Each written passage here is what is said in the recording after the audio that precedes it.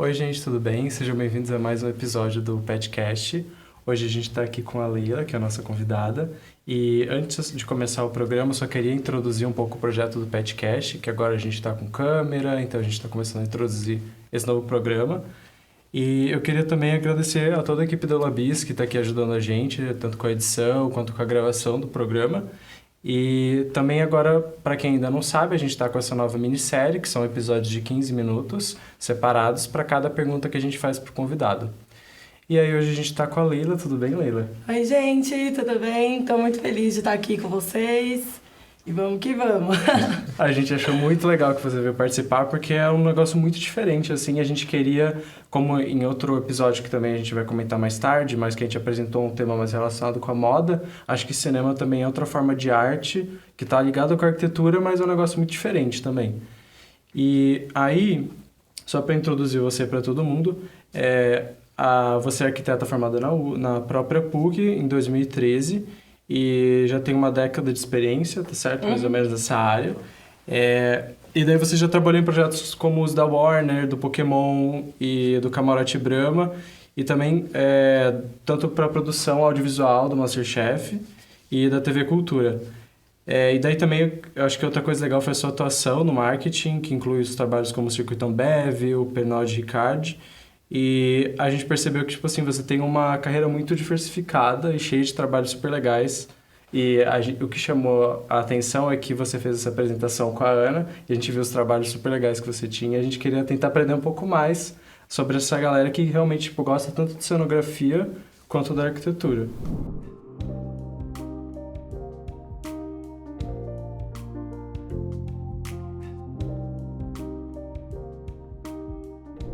Aí, para iniciar o programa, eu queria fazer a primeira pergunta, que é como foi a sua transição da arquitetura para a cenografia e quais foram os principais aspectos da sua formação em arquitetura que encontrou como algo útil ou desafiador para entrar na carreira? Bom, eu vou responder em partes, né? Porque é bem complexo, aliás, essa questão e muito legal. Para as outras pessoas saberem, né? Para a galera que está introduzindo. Porque, assim, na faculdade em si, a gente não aprendia o que era cenografia, a gente nunca soube o que era de fato. Então, eu iniciei a carreira com eventos. Só que eu não sabia que era cenografia realmente. Então, assim, eu fazia algumas coisas, fazia alguns palcos e tudo mais. E aí, anos depois que a gente foi entender que aquilo era cenografia.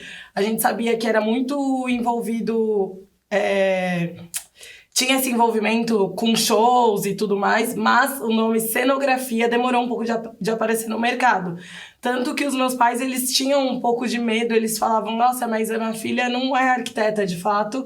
E isso me deixava muito frustrada, sabe? Porque eu tava fazendo arquitetura, eu tava exercendo o papel de arquiteto, obviamente, num outro sentido.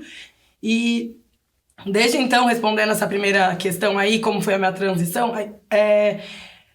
durante a faculdade eu fiz alguns estágios e tudo mais, mas eu não me identificava com arquitetura convencional, não me identificava com interiores e nem nada do tipo.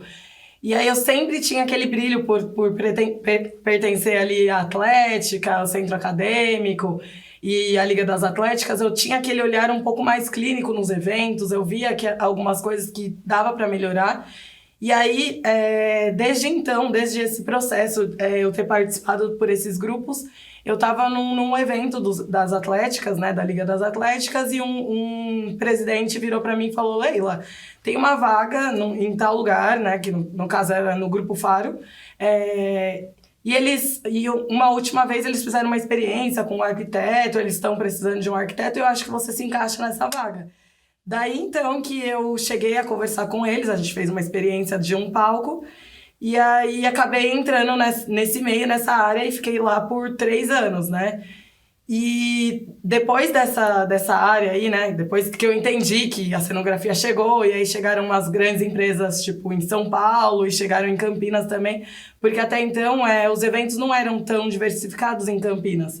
Então, também não tinha esse olhar clínico da arquitetura, tinha, tipo, eventos menores, né, até então.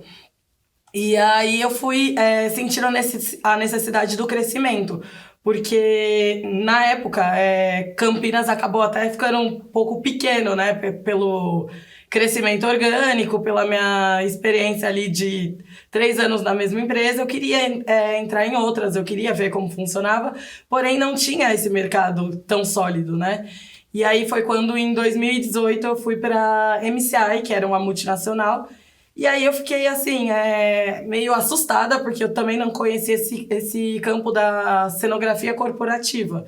Porque eu fazia muito mais cenografia de eventos, cenografia social, e aí eu fui entender um pouco mais o que era a cenografia corporativa, entendi o âmbito como multinacional, que tinha um âmbito muito, assim, chegava a ser bizarro, e aí que veio a parte da Warner e vários projetos, assim, gigantescos. Eu não fazia sozinha esses projetos, tinha uma equipe gigantesca de projetista, de produtor, do briefing até o final era muito burocrático, assim, e aí eu comecei a entender o tanto que gerava de dinheiro, o quanto isso movimentava de dinheiro no Brasil e no mundo, assim, e aí começou a abrir o meu olhar para ver o que eu queria mesmo e que eu podia achar um espaço dentro disso, né, que realmente eu podia ser arquiteta e podia achar o espaço dentro disso. E, assim, começaram muitos processos, assim, desafiadores, agora respondendo a parte final da pergunta, porque era, por exemplo, o que eu tinha de embasamento na faculdade era um embasamento técnico,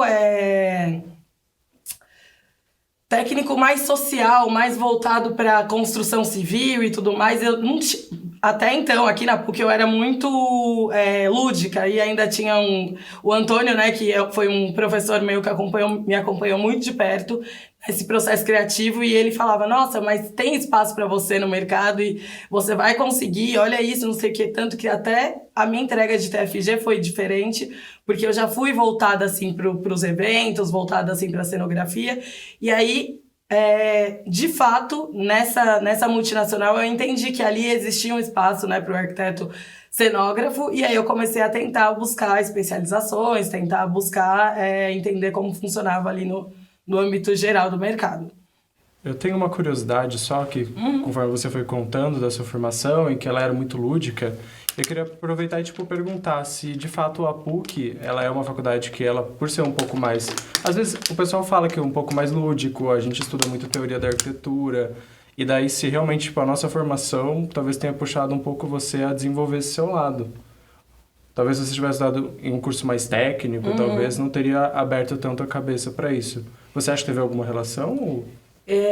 eu consigo enxergar com muita força que teve uma relação, assim, absurda, e eu vejo isso até no mercado. Os cenógrafos que se destacam, tem muitos, né, aqui, inclusive, que fazem outros segmentos, né, mas tem muitos formados aqui na PUC que se destacam no mercado, né, então a gente consegue ver com muita facilidade, assim, sabe, e... Eu tinha muito no início aquela coisa de tentar seguir o técnico e eu queria... Porque eu achava muito difícil o processo criativo, então eu falava, não, então eu tenho que ser boa no técnico.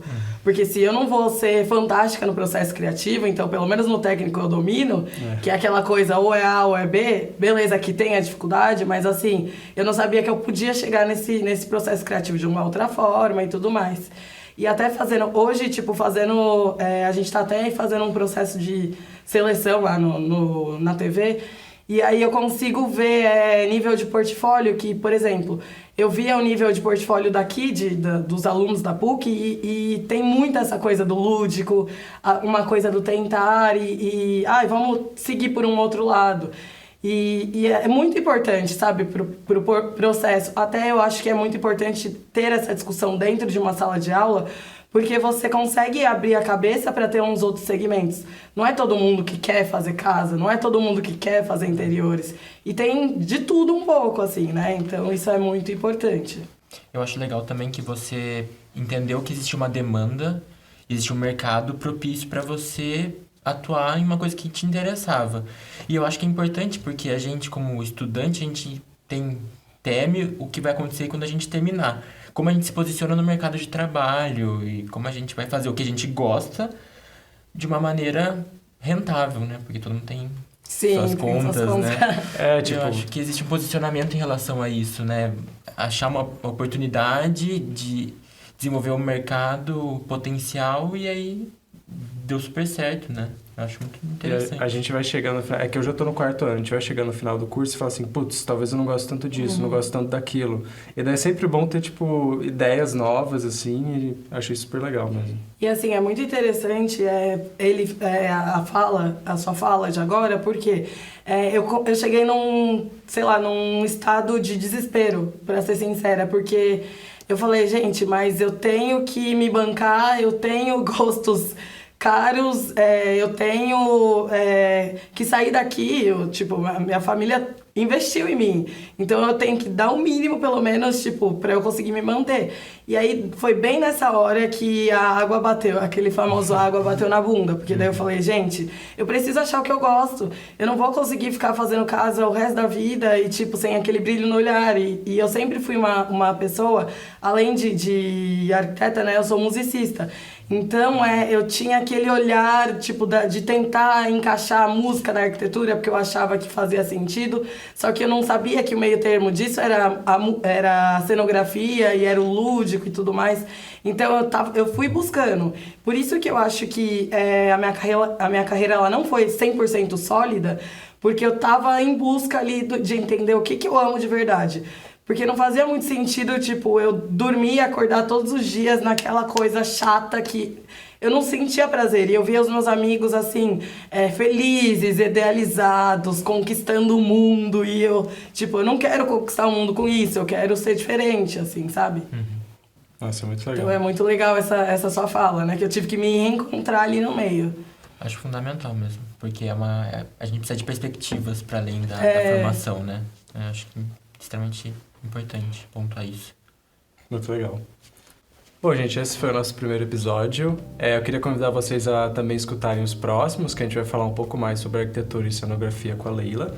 E eu também queria agradecer de novo ao pessoal do Labis pela edição e pela gravação desse episódio. E é isso, fico esperando vocês.